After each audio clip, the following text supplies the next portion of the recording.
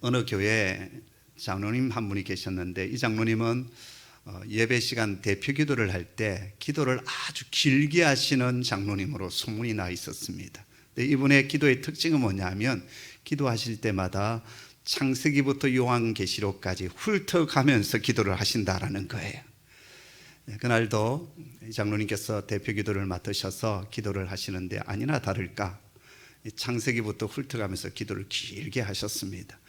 그리고 기도를 다 마치고 났더니 성도들이 한 명도 남아있지 않고 다 가버리신 거예요. 그래서 이 장로님께서 되게 멋졌고 미안하잖아요. 그래서 목사님께 성도님 다 어디 가셨나요? 그랬더니 목사님께서 이렇게 대답했습니다. 네, 노아 홍수 때 다 떠내려갔어요. 오늘 노아 홍수의 얘기입니다.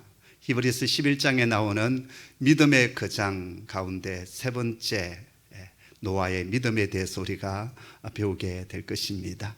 사실 오늘 본문의 말씀은 우리에게 너무나도 익숙한 말씀이고 잘 알고 있는 얘기예요. 그래서 설교자가 이런 본문을 가지고 설교하기는 상당히 힘이 들고 어렵습니다. 그래서 여러분, 특별한 은혜가 필요해요. 저에게도 필요하고 여러분에게도 하나님의 은혜가 필요합니다. 노아의 할아버지가 누구였죠? 모두셀라였습니다. 모두셀라가 태어났을 때 하나님은 노아의 정조부였던 에녹에게 세상에 심판이 올 것이라는 경고의 말씀을 이미 주셨습니다. 그래서 에녹은 아들이 태어났을 때 그 아들의 이름을 창을 든 자, 좀 더 풀어서 말씀드리면 이 창을 든 자가 죽게 될 때 세상에 종말, 세상에 심판이 온다는 뜻으로 머두셀라로 이름을 지었습니다. 자, 그때부터 에녹의 삶은 달라지기 시작했습니다. 하루하루 허투루 살아갈 수 없었고 날마다 하나님과 동행하는 삶을 살다가 죽음을 보지 않고 하나님 나라로 들림받았습니다. 그리고 머두셀라는 969세까지 살아가면서 자기 이름에 담긴 뜻을 세상 사람들에게 증거하며 살았음이 분명합니다. 제 이름이 창을 든 자 머두셀라가 아닙니까? 제가 태어났을 때 하나님께서는 저희 아버지 에녹에게 이 창을 든 자가 죽으면 세상에 심판해야 한다고 분명히 경고하였고 말씀하여 주셨습니다. 지금은 은혜의 때이고 구원의 때입니다. 여러분, 그렇기 때문에 이 때를 놓치면 아니 됩니다. 정욕대로 살지 마시고 마음대로 살지 마시고 하나님을 경외하며 하나님 기쁨에 되어지는 삶을 여러분 살아가셔야 됩니다. 하나님께로 돌아오셔야 됩니다. 그렇게 외치며 살았습니다. 하지만 세상 사람들 가운데 머두셀라의 외침과 설교를 귀담아 듣는 사람은 없었습니다. 사람들은 점점 악해져 갔고 자기들이 원하고 바라는 대로 함부로 살아갔습니다.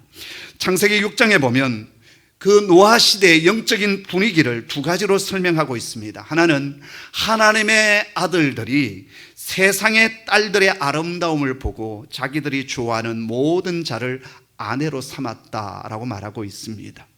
여기 하나님의 아들들은 셋의 후손, 경건한 후손들을 말합니다. 사람의 딸들은 가인의 후손을 말하는 거예요. 한마디로 하나님의 사람들, 그 하나님의 사람들이 세상의 아름다움과 세상의 가치관을 쫓아 살았다라는 것입니다. 여러분, 오늘 이 시대의 영적인 위기는 어디에 있다고 생각합니까?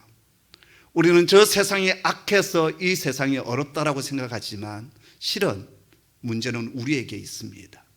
하나님을 알지 못하는 이 세상 사람들은 원래 악하게 살아갈 수밖에 없어요.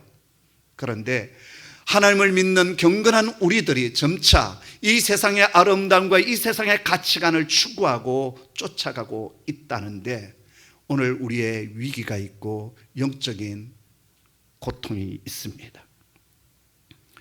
노아의 시대는 하나님의 사람들이 세상의 가치관을 쫓아가는 시대였어요. 두 번째, 또 그 시대를 지배했던 사상 하나가 있었는데 바로 네피림, 영웅주의였습니다. 영웅만이 인정을 받았고 영웅만이 추앙을 받았어요. 네피림이라는 뜻은 직역하면 거인이라는 뜻을 가지고 있습니다. 깔뱅이에 의하면 이 네피림은 나팔이라고 하는 단어에서 왔는데요, 원래의 뜻은 넘어지게 하다, 넘어지다, 그런 뜻을 가지고 있습니다. 이 네피림이 얼마나 큰 거인이었던지 또 얼마나 무서웠던지 네피림을 만나게 되면 사람들이 다 꼬꾸라지는 거예요. 오금이 절어서 그냥 팍팍 쓰러지는 겁니다. 뿐만 아닙니다. 실제로 이 네피림은 수많은 사람들을 쓰러뜨리고 죽이고서야 영웅이 되었고 거인이 되었습니다. 그래서 네피림이라는 그 뜻은 사람을 쳐 죽이는 자, 사람을 쓰러뜨리는 자입니다. 수단 방법 가리지 아니하고 수많은 사람들을 쓰러뜨리고 쳐 죽여서 영웅이 되는, 성공을 거두는 바로 그 시대가 머두셀라가 살았던 시대이고, 어쩌면 또 오늘 우리가 살아가는 이 시대의 모습이기도 합니다. 그런데 이 네피림이 활개치는 세상에서는 하나님이 서야 될 자리가 없습니다. 왜요? 내 힘으로, 내 지혜와 내 능력으로 모든 것을 할 수 있고 성공할 수 있는데 뭐 하나님이 필요하겠습니까? 가끔 공경에 처하거나 어려움에 처하면 하나님의 이름을 부르기도 하지만 결국은 모든 결정은 누가 내리느냐? 자기 자신이 내리는 거예요. 바로 그래서 이 시대가 바로 그런 시대였어요.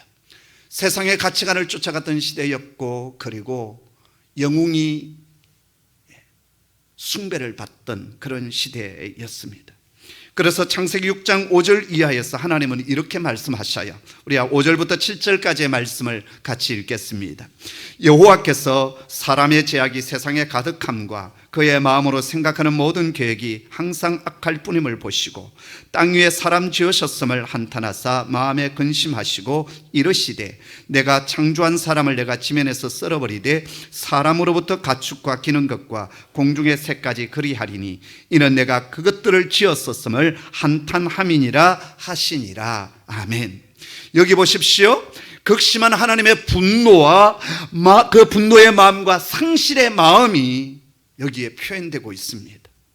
인간의 죄와 그 교만에 대한 하나님의 거부감과 분노가 여과 없이 지금 표출되고 있습니다. 여기 보면 하나님께서 사람 지으셨음을 한탄하셨고 근심하셨다라고 했습니다. 여러분, 처음 하나님께서 사람을 지으셨을 때 어떻게 하셨습니까? 보시기에 심히 좋았더라, 그렇게 감탄사를 연발하셨어요. 하루하루 하나님께서 이 세상의 모든 피조물들을 창조해 가실 때 그냥 보시기에 좋았더라 이렇게 가시다가 6일째 사람을 지으시고 난 뒤에는 보시기에 심히 좋았더라, 너무너무 좋아하셨어요. 그런데 이제는 그 사람을 바라보시면서 한탄하십니다. 근심하고 계십니다. 지금까지 하나님은 침묵하셨고 오랫동안 참아주셨어요. 혹시라도 인간들이 스스로 죄를 뉘우치고 자신의 잘못을 깨닫고 아버지 하나님께로 돌아올 줄 알았습니다. 그래서 살인자 가인에게도 표를 주어서 살 길을 열어주었고 라멕 같은 범죄자도 살려주었습니다. 그러나 그들은 이러한 하나님의 인자하심과 오래 참음을 철저하게 악용했어요. 그래서 더 악해져 갔습니다. 그리고 하나님께서 만드신 아름다운 세상을 죄악이 관영한 가득 찬 세상으로 만들어 버렸습니다. 그랬기에 하나님이 이제 더 이상 이 세상을 그냥 두고 보실 수가 없었어요. 그래서 창세기 6장 7절 마지막에 뭐라고 얘기합니까? 이르시되 내가 창조한 사람을 내가 지면에서 썰어버리되 사람으로부터 가축과 기는 것과 공중의 새까지 그리하리니 이는 내가 그것들을 지었었음을 한탄함이니라. 그렇게 오랫동안 자비와 긍휼로 참아주셨던 하나님께서 이제는 당신께서 창조하신 이 모든 사람과 가축뿐만 아니라 저 땅에 기는 것들과 저 공중에 나는 새들까지도 지면에서 썰어버리겠다, 홍수로 썰어버리시겠다, 그렇게 선언하십니다. 자, 그런데요, 이 무시무시한 홍수 심판을 선언하시는 가운데도 하나님은 한 믿음의 사람을 준비해 놓고 계셨습니다.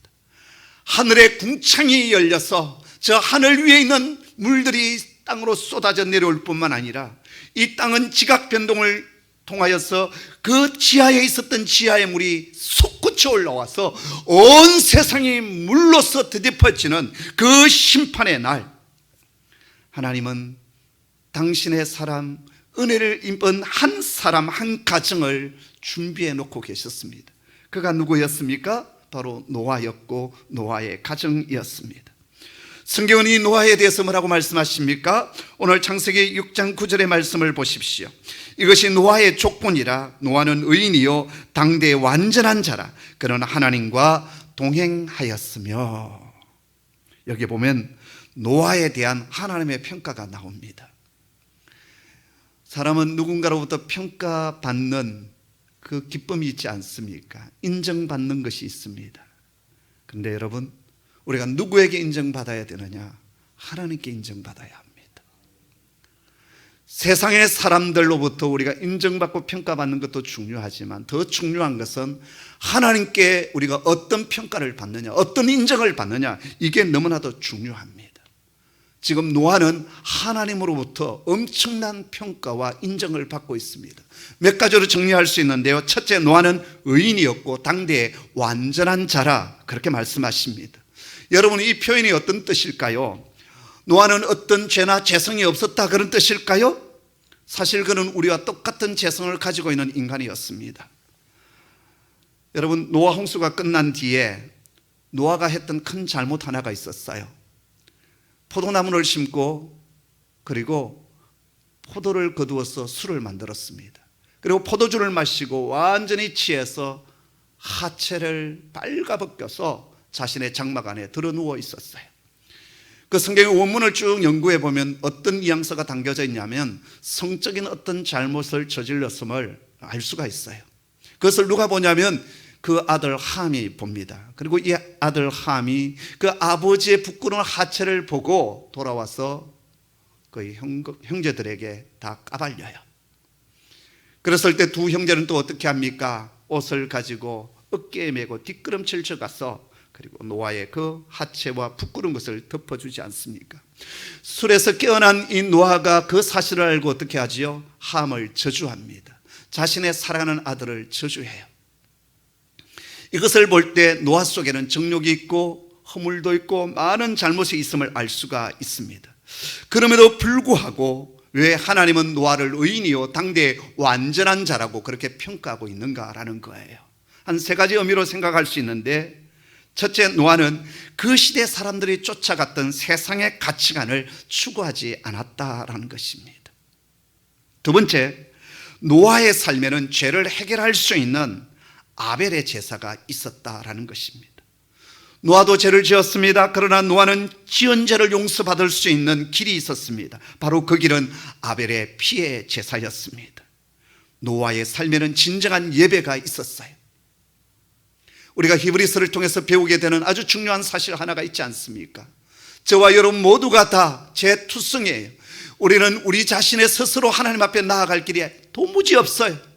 근데 하나님께서는 우리를 위하여서 당신의 아들을 보내어주시고 그분이 우리의 대제사장이 되어주시고 그리고 우리의 희생제물이 되어주셔서 십자가에 당신의 몸을 내어주시고 찢겨주심으로 말미암아 하나님과 우리 사이에 막혀있던 그 희장을 찢으시고 저와 여러분 모두가 아버지 앞에 담대히 나아갈 수 있는 그런 권세와 특권을 허락하여 주셨다라는 거예요. 노아는 그 아벨로부터 흘러왔던 이 피의 제사, 영적인 예배를 그는 간직하고 있었다라는 거예요. 그랬기에 허물과 지약들이 있을 때마다 아버지 앞에 나아가 토설하고 용서함의 은혜를 입을 수 있었다라는 거예요. 세 번째가 중요한데요, 노아는 하나님과 동행하는 사람이었다라는 것입니다. 그의 정조부 에녹이 그랬던 것처럼 노아 역시 하나님과 동행하는, 하나님과 함께 걸어가는 인생을 살아갔습니다. 여러분, 어떤 사람이 하나님과 동행하는 줄 아십니까? 자신의 부족함을 아는 사람이 하나님과 동행하게 됩니다. 자신만만한 사람, 그런 사람은 절대 하나님과 동행하지 않습니다. 내 힘, 내 지혜, 내 경험, 내 능력으로 다 할 수 있는데 왜 하나님의 도움을 필요로 하겠습니까? 오히려 하나님과 동행하는 것이 귀찮아지지 않겠습니까? 노아는 자기 힘으로는 도저히 이 약한 세대를, 이 세상을 살아갈 수 없음을 알았습니다. 그랬기에 무슨 일을 만나든지 하나님을 찾았고 하나님의 이름을 부를 수밖에 없었습니다. 하나님, 이 약한 세대 속에서 제가 믿음으로 살아가기가 힘듭니다. 하나님 도와주십시오. 주님, 우리 가정에 아기가 태어났는데 어떻게 키워야 되는지 모르겠습니다. 하나님 도와주십시오. 아이가 학교에 들어갔습니다. 세대가 참 악하고 이 세상에 가치관이 충만해 있는 이곳에 우리 아이를 어떻게 믿음으로 키울 수 있겠습니까? 하나님 도와주셔야 됩니다. 하나님의 은혜가 필요하고 하나님의 돌보아 주심, 하나님의 보호하심, 하나님의 인도가 필요합니다. 기도하게 되는 겁니다. 하나님, 남편이 직장에서 새로운 일을 시작했습니다. 하나님 도와주시지 아니하시면 아무것도 할 수가 없습니다. 열매를 거둘 수 없습니다. 하나님 도와주세요. 노아는 항상 하나님의 이름을 부르며 하나님과 동행해 가는 사람이었습니다.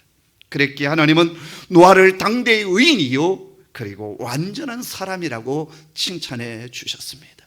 사랑하는 성도 여러분, 하나님과 동행하는 사람 되기를 원합니다. 모든 메사에 하나님의 도움을 구하고 하나님의 은혜를 구해가는 저와 여러분 되기를 소원합니다. 두 번째, 노아는 하나님의 말씀을 있는 그대로 준행했던 사람이었습니다.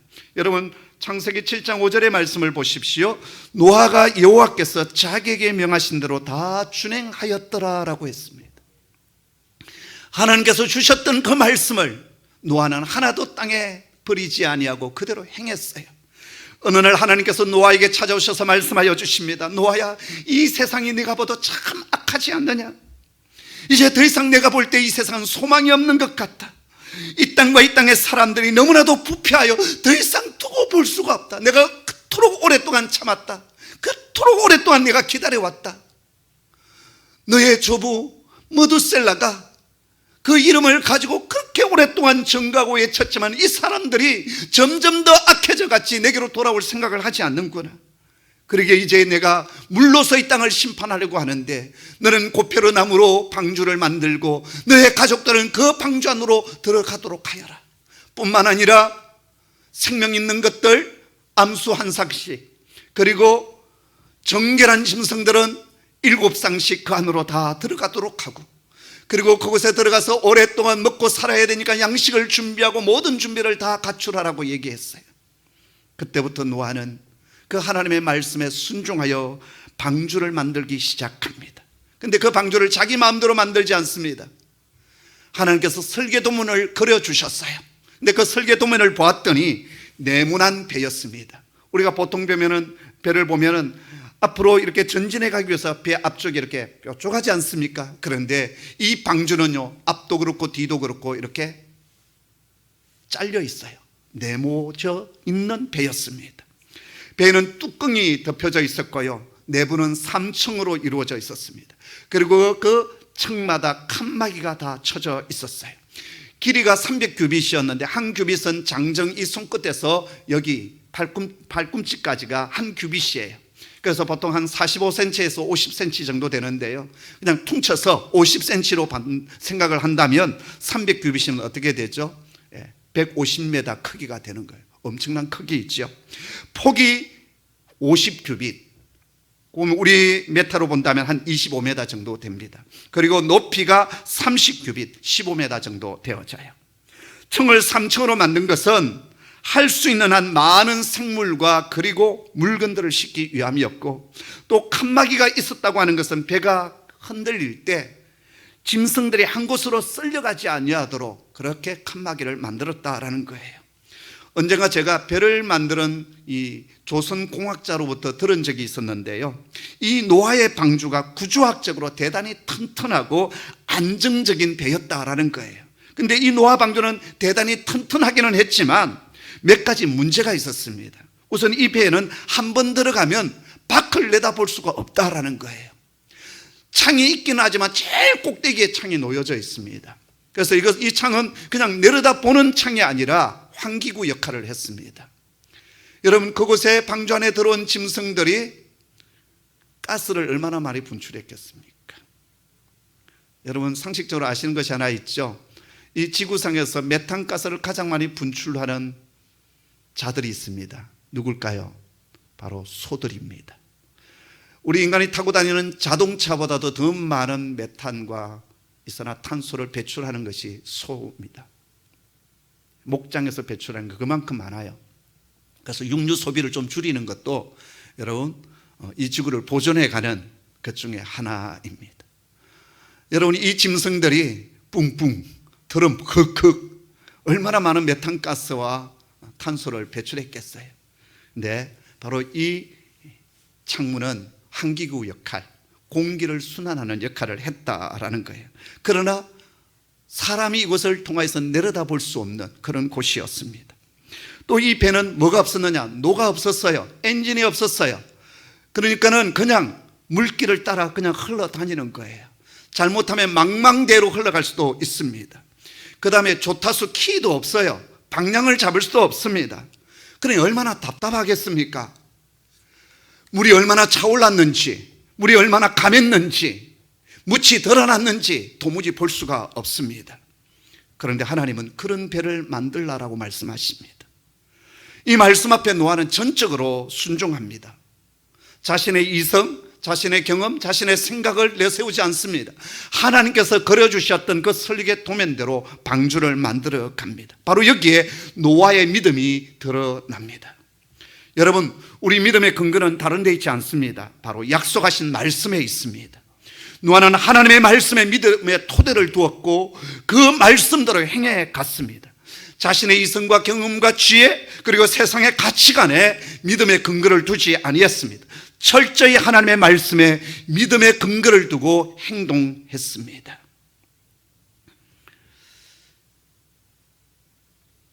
노아는 처음 주어진 그 말씀 그대로 무려 120년 동안 방주 만들기를 쉬지 않았어요. 사람들의 수군거림과 조롱이 있었습니다.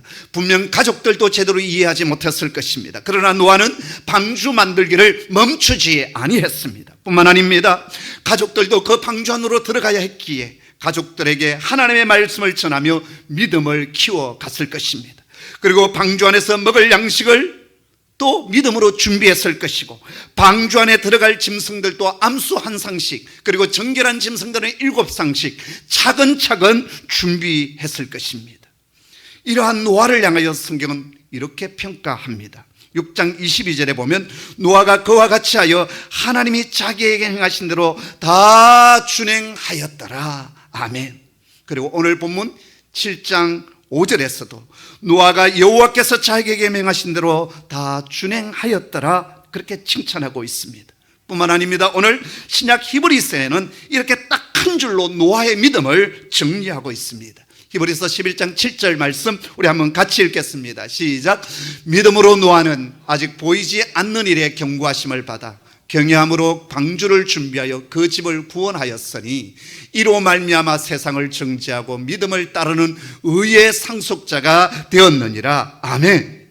여기 보면 하나님을 향한 노아의 마음 한 가지를 성경은 정리하고 있습니다. 그게 무엇입니까? 하나님을 경외했다라는 거예요. 여기 경외라는 말은 거룩한 두려움을 말하는 겁니다. 하나님의 말씀에 무게감을 두었다라는 뜻입니다. 신약 성경의 표현을 빌리면 두렵고 떨림이었다라는 것입니다. 노아는 하나님의 말씀을 받았을 때 두렵고 떨림으로 이 말씀을 받아들였습니다. 바로 여기에 노아의 믿음의 특징이 나타납니다. 노아는 눈에 보이는 현실보다 눈에 보이지 않는 하나님의 경고를 더욱 심각하게 받아들였고 그 경고가 실제로 이루어질 것임을 확신했을 뿐만 아니라 그 확신에 따라 행동하기 시작했습니다. 여러분, 오늘 이 시대의 문제는 우리 대부분이 하나님의 말씀을 두렵고 떨림으로 받지 않는다라는 것입니다. 요즘처럼 온라인으로 예배를 드리고 설교를 듣는 시대가 되다 보니 인터넷 교인들이 엄청 늘어났습니다. 그러다 보니 예배를 드리는 것이 아니라 시청하는 것이 되었고 관람하는 것이 되고 말았습니다. 설교를 하나님의 말씀으로 받기보다는 교양 강좌 하나 듣는 것처럼 되어버렸다라는 것입니다. 아니 됩니다. 하나님의 말씀이 내게 들려올 때 내게 주시는 말씀으로 두렵고 떨림으로 우리는 받아야 합니다. 노아 시대 하나님께서 노아에게만 홍수 심판을 말씀하여 주셨을까요? 아니지 않습니까? 이미 969년 전 머두셀라가 태어날 때부터 하나님은 심판의 메시지를 주셨어요. 에녹은 아들의 이름을 머두셀라 창을 든 자라고 지으면서까지 세상 사람들에게 하나님의 심판을 외쳤습니다. 머두셀라는 그 이름 그대로 자신의 생애 전체를 하나님의 말씀을 전하는데 바쳤습니다. 그러나 세상 사람들은 하나님을 경외하지 않았기 때문에 하나님의 말씀을 두렵고 떨림으로 받지 아니했습니다. 결국 그들 모두는 무서운 홍수 심판을 피해갈 수가 없었습니다. 가끔 사람들이 그런 질문을 합니다. 하나님께서 정말 잔인하시지 않습니까? 어떻게 사람뿐만 아니라 이 지상에 있는 모든 생물들을 물로 심판하실 수 있습니까? 그건 모르는 소리예요. 하나님은 수백 년 전부터 계속 말씀하여 주셨어요. 계속 경고해 주셨어요. 근데 사람들이 듣지 않았어요. 지금도 마찬가지입니다. 역사의 종말이 있습니다. 우리 주님께서 분명히 재림주로 오실 것입니다. 그리고 심판하실 것입니다. 근데 이 세상 사람들은 그 말씀을 두렵고 떨림으로 받지 않습니다. 나중에 슬피 울며 이를 갈미 있을 것이다라고 성경은 말씀하고 있습니다. 노아는 하나님을 경외했습니다. 그리고 하나님 주신 말씀에 믿음으로 반응하여 행동했습니다. 정말 대단한 믿음이고 칭찬받기에 합당한 믿음의 사람 아닙니까? 자, 그런데요, 지난주 제가 이 말씀을 묵상하는데 한순간 만약 내가 노아였다면 어떠했을까? 라는 생각이 번뜩 드는 거예요. 여러분들이 만약 그 시대의 노아였다면 여러분 어떻게 했을 것 같습니까? 세상 사람들은 다들 출세를 향하여서 달려가고 있고 성공을 향하여서 달려가고 있고 세상의 아름다움을 쫓아가고 있는 그런 세속화의 거센 물결 가운데 우리가 노아처럼 믿음으로 행동하고 노아처럼 의인과 당대의 완전한 자로 살아갈 수 있느냐라는 거예요. 아무런 홍수의 조짐도 없는데 방주를 만들라 말씀하여 주시고 사람들의 조롱과 손가락질이 있습니다. 가족들도 잘 이해해 주지 않습니다. 20년도 아니고 무려 120년 동안, 나중에 끝나고 나서 보았더니 120년이었어요. 그 기한이 정해진 것도 아닙니다. 언제 이 심판의 날이 올는지 모르는, 그럼에도 불구하고 노아처럼 우리가 그렇게 할 수 있었을까? 내가 그렇게 할 수 있었을까? 여러분은 모르겠습니다. 그런데 저는 아무래도 힘들었겠다라는 생각을 했어요. 저는 도무지 노아처럼 믿음으로 반응하고 믿음으로 행할 수 없다는 생각이 들었어요. 그래서 실은요, 주일이 오는 것이 상당히 무서웠어요. 이 본문을 가지고 내가 어떻게 설교하리? 나도 힘들다고 생각하는 그 일을 내가 어떻게 우리 성도들에게 설교할 수 있으리? 그래서 주일 오는 것이 상당히 무서웠고 설교 준비를 더 이상 할 수가 없었어요. 그러다 지난 금요일 아침 이 창세기의 본문을 다시 묵상하는 가운데 저에게는 정말 복음과 같은 메시지 하나가 딱 들어왔습니다. 바로 창세기 6장 8절의 말씀이었는데요, 우리 한번 같이 읽겠습니다. 시작.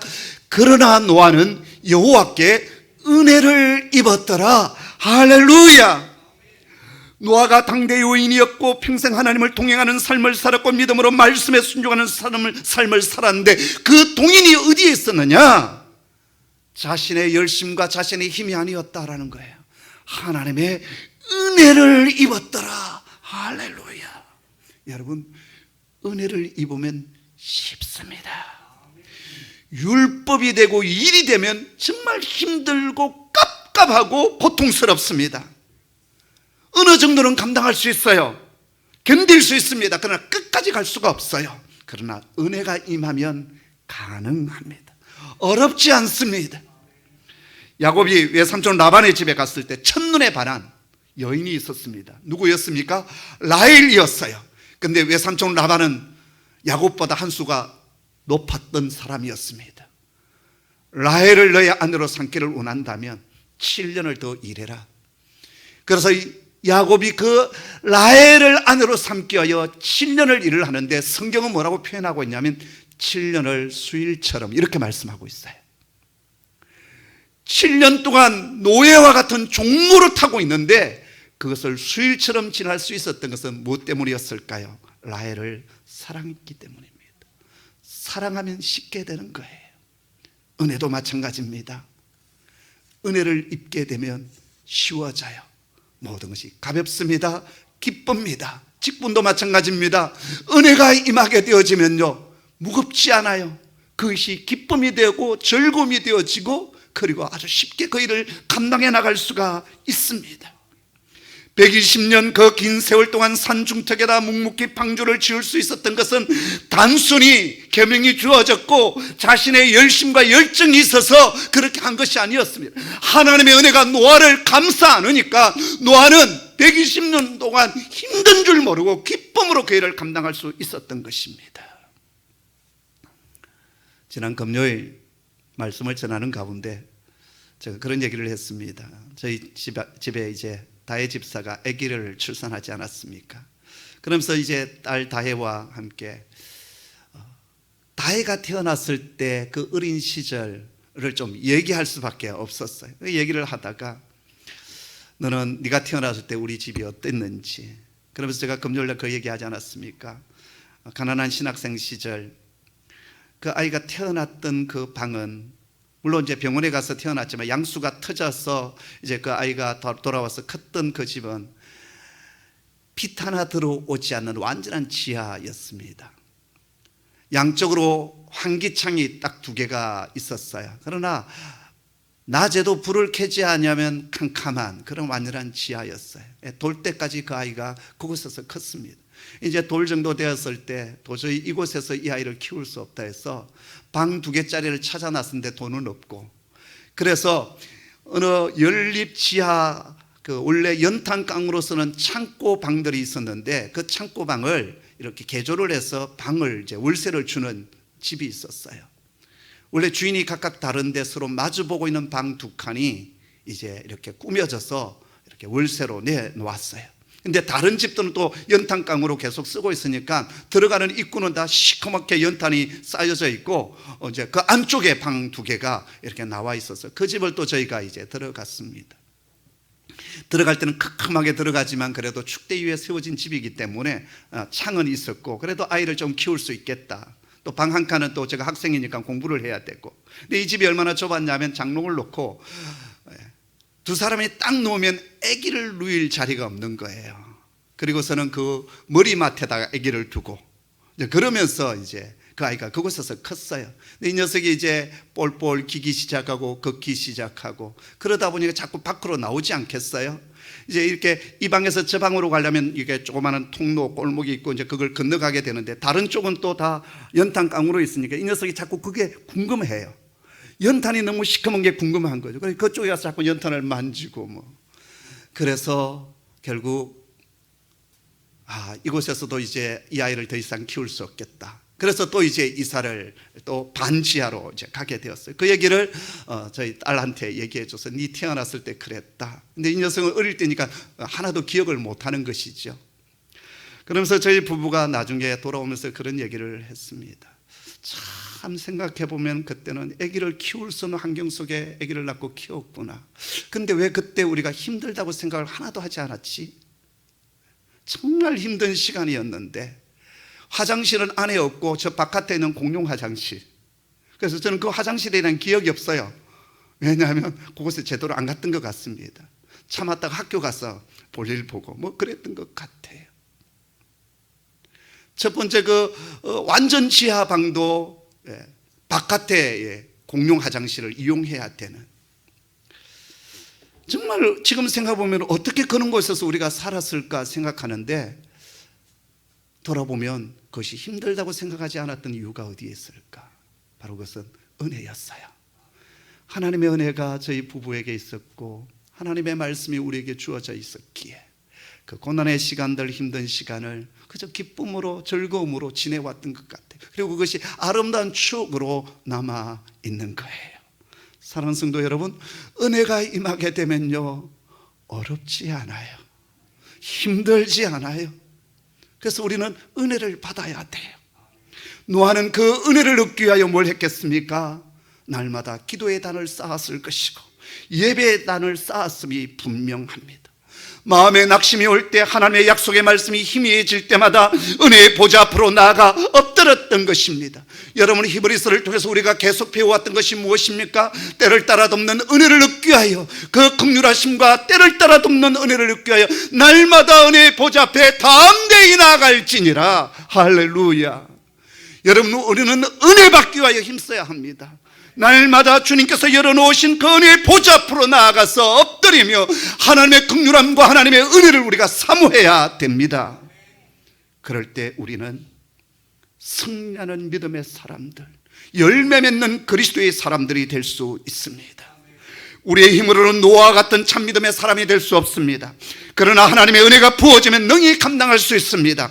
하나님의 은혜를 사모하는 저와 여러분 되기를 주님의 이름으로 축복합니다. 자, 그랬을 때 하나님께서 우리에게 주신 보상이 있고 믿음의 결과가 있습니다. 그게 뭔지 아십니까? 첫째, 그와 그의 집이 구원을 받았다라는 겁니다. 노아의 믿음은 그와 그의 가족을 구원했습니다. 이 구원은 단순히 물에서 구원을 받는다는 뜻으로 끝나지 않습니다. 영원한 구원과 연결되고 있습니다. 뿐만 아닙니다. 이 구원의 사건은 마지막 역사의 끝에 우리 주님께서 다시 오셔서 이 땅을 심판하실 때 어린 양의 피가 뿌려진 주의 백성들이 그분의 나라에 들어가 구원의 은혜를 누리게 될 것임을 미리 보여주는 예표가 됩니다. 둘째, 노아의 믿음은 세상을 정죄했습니다. 이 말은 세상이여 저주받아라 그런 뜻이 아닙니다. 노아와 그 가족이 구원을 받음으로 하나님을 믿지 않는 자들이 어떤 결과를 가져오는지를 삶으로 보여주었다라는 겁니다. 노아의 믿음과 구원은 오고 오는 세대 속에서 하나님을 경외하지 않고 말씀을 거부하는 불신앙의 사람들을 정지하는 설교가 되었다라는 거예요. 셋째, 노아는 의의 상속자가 되었습니다. 폐역한 이 땅의 홍수 심판으로 물속에 떠내려갔지만 노아의 믿음은 그의 식구들을 이 세상에 보존하고 생육하고 번성하게 했습니다. 그래서 하나님의 의의 백성이 대가 끊어지지 않고 이 땅 가운데 다시 생육하고 번성할 수 있는 은혜를 허락하여 주셨습니다. 하나님은 오늘 또 사람을 찾습니다. 당신을 경외하고 두려움과 떨림으로 하나님의 말씀을 받고 눈에 보이는 것을 따라 행하지 않고 약속하신 하나님의 말씀을 따라 믿음으로 행하는 자를 찾고 있습니다. 그리고 그런 자를 의의 상속자로 삼아 주십니다. 교회도 마찬가지입니다. 이 지상에 수많은 교회들이 있지만 하나님을 경외하는 공동체, 하나님의 말씀이 주어지면 어떤 대가를 지불해서까지라도 순종하고 준행하는 교회를 의의 상속자로 사용하여 주십니다. 저는 요즘 기도할 때마다 빠지지 않고 하는 기도가 있습니다. 주님, 우리 교회가 이전의 영광보다 나중의 영광이 더 크게 하여 주시옵소서. 주님의 은혜로 여기까지 왔사온데 아름답게 쓰임받았사온데 이제 부족한 이종의 시대보다 다음 세대가 더 복되게 아름답게 쓰임받게 하여 주옵소서. 그렇게 기도합니다. 우리는 할 수 없지만 우리 교회가 다시 하나님의 은혜를 입게 되어질 때 이 일은 가능합니다. 성도 여러분, 우리 모두 하나님의 은혜를 사모하며 끝까지 믿음의 길을 걸어가는 의의 상속자가 되기를 주의 이름으로 축복합니다. 기도하겠습니다.